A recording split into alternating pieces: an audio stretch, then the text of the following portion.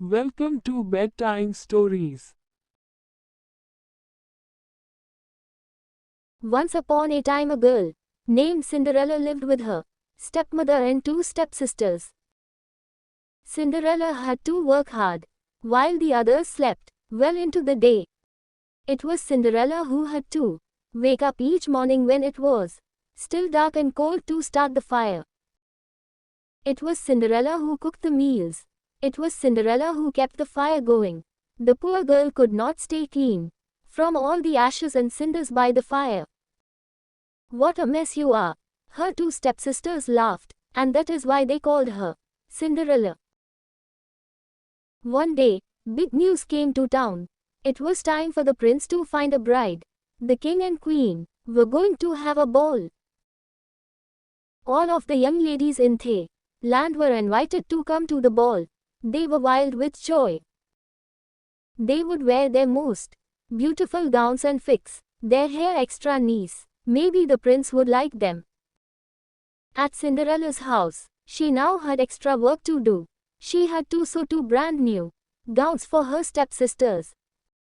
"Faster!" shouted one stepsister. "You call that a dress?" screamed the other. "Oh, dear," said Cinderella. "When can I?" The stepmother marched into the room.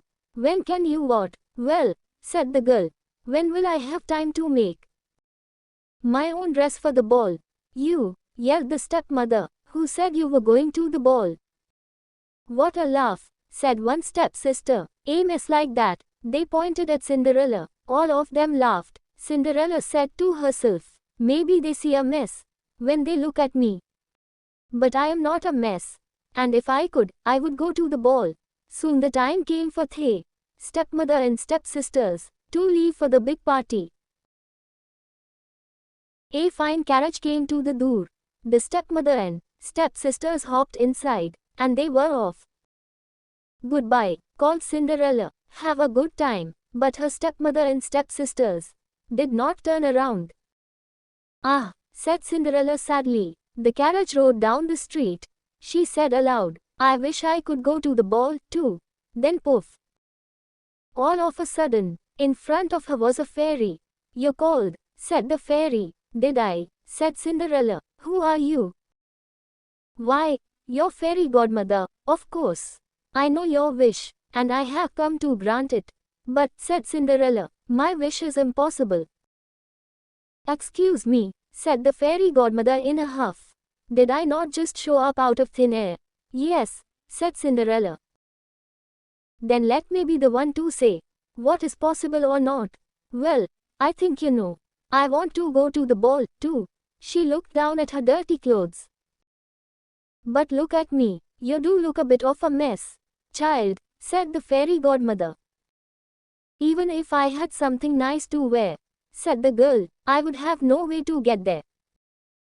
"Dear me, all of that is possible," said the fairy. With that, she tapped her wand on Cinderella's head. At once, Cinderella was all clean. She was dressed in a beautiful blue gown. Her hair was set up high on her head inside a golden band. "This is amazing," said Cinderella. "Who said I was done?" said the fairy godmother. She tapped her wand again. At once, a beautiful carriage came to be, with a driver and 4 white horses.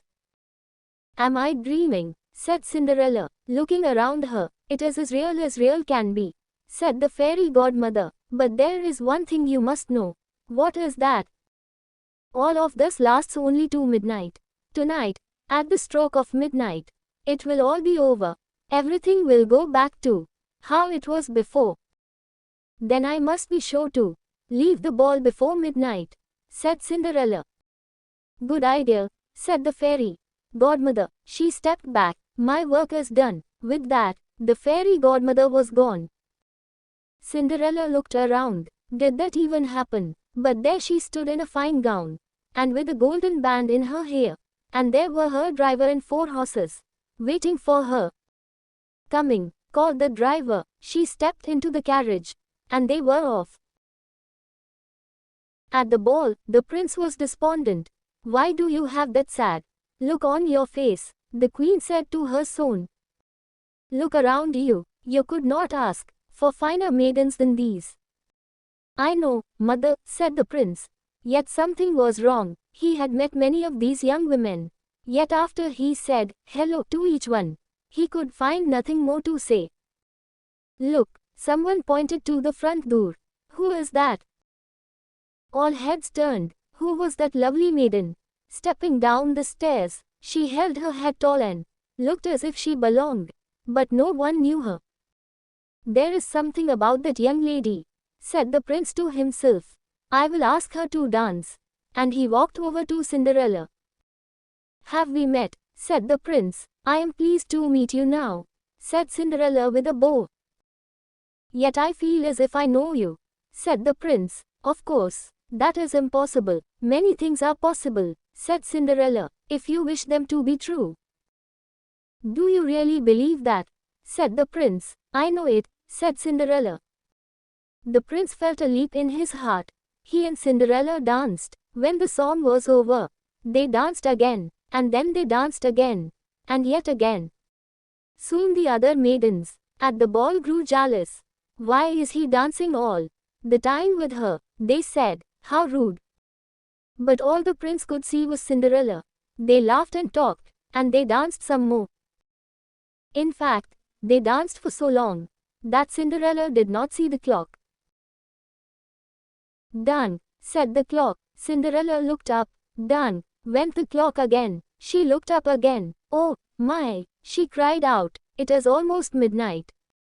Done, rung the clock. Why does that matter? Said the prince. Done, called the clock. I must go, said Cinderella. Done, went the clock. But we just met, said the prince. Why leave now? Done, rung the clock. I must go, said Cinderella. She ran to the steps. Done, said the clock. I cannot hear you, said the prince. The clock is too loud. Done, rung the clock. Goodbye, said Cinderella.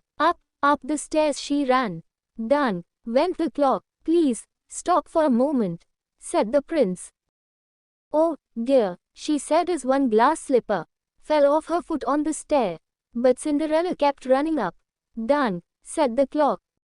Please wait a moment, said the prince. Done, rung the clock. Goodbye. Cinderella turned one last time. Then she rushed out the door.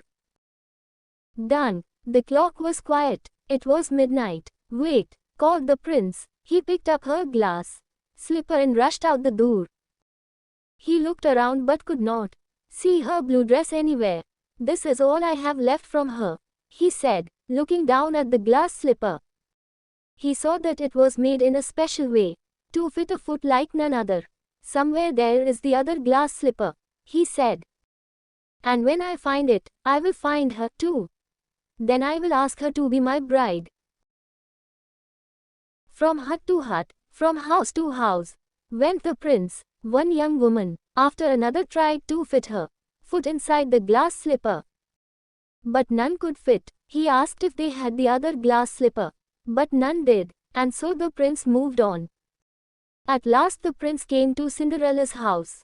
He is coming, shrieked one stepsister as she looked out the window. He's at the door, screamed the other stepsister.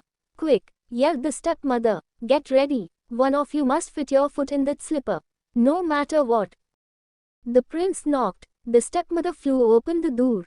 Come in, she said. I have two lovely daughters for you to see. The first stepsister tried to place her foot in the glass slipper. She tried hard, but her foot would not fit. The second stepsister tried to fit her foot inside. She tried and tried with all her might too. But no dice. Neither of them had the other glass slipper. Are there no other young women in the house? Said the prince. None, said the stepmother. Then I will go, said the prince. Maybe there is one more, said Cinderella, stepping into the room. I thought you said there were no other young women here, said the prince. None who matter, said the stepmother in a hiss. Come here, said the prince. Cinderella stepped up to him. The prince got down on one knee and tried the glass slipper on her foot. I knew it, he cried. You are the one. What? Shouted a stepsister. Not her, screamed the other stepsister. This cannot be, yelled the stepmother. But it was too late. The prince looked into her eyes. He knew that Cinderella was the one. He did not see the cinders in her hair or the ashes on her face. I have found you, he said. And I have found you, said Cinderella. And so Cinderella and the prince were married, and they lived happily ever after. Thanks for watching my channel. Please like, share, subscribe my channel for more interesting stories and videos. Please click on bell icon.